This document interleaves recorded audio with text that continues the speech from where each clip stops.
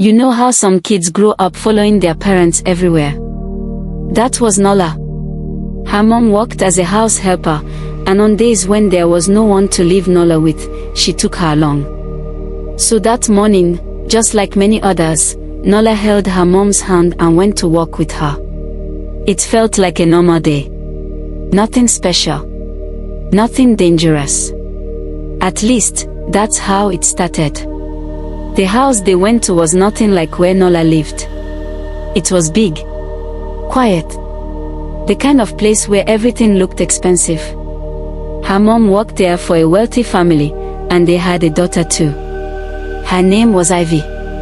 Nola and Ivy were almost the same age. So while the adults were busy, the two girls played together. Toys on the floor. Laughter in the room. Just two children, completely unaware that their lives were about to cross in a way neither of them would ever forget. At some point, the adults stepped out of the house. They didn't think it would take long. They didn't think anything could go wrong. The house became quiet. Too quiet. Then it happened. A fire started. At first, it was just smoke. Then flames. Then panic.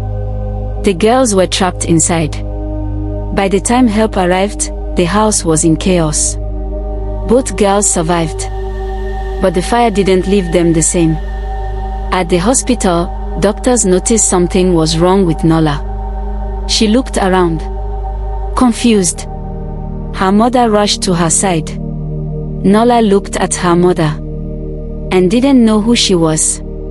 She couldn't remember her name. She couldn't remember where she came from. The doctors said the shock had caused memory loss. Ivy remembered everything while Nola remembered nothing. That's when fear took over. The fire had happened in Ivy's family house. A poor child had been hurt under their care. If people found out the truth, there would be questions. Police. Serious consequences. So Ivy's parents talked quietly with the doctor. They were scared. They realized something. Nola was young. She was confused. She couldn't remember anything. So they made a decision. They changed hospital records. They changed names. They erased her past on paper.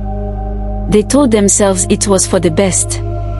When Nola left the hospital, she didn't go home with her mother. She walked away holding someone else's hand.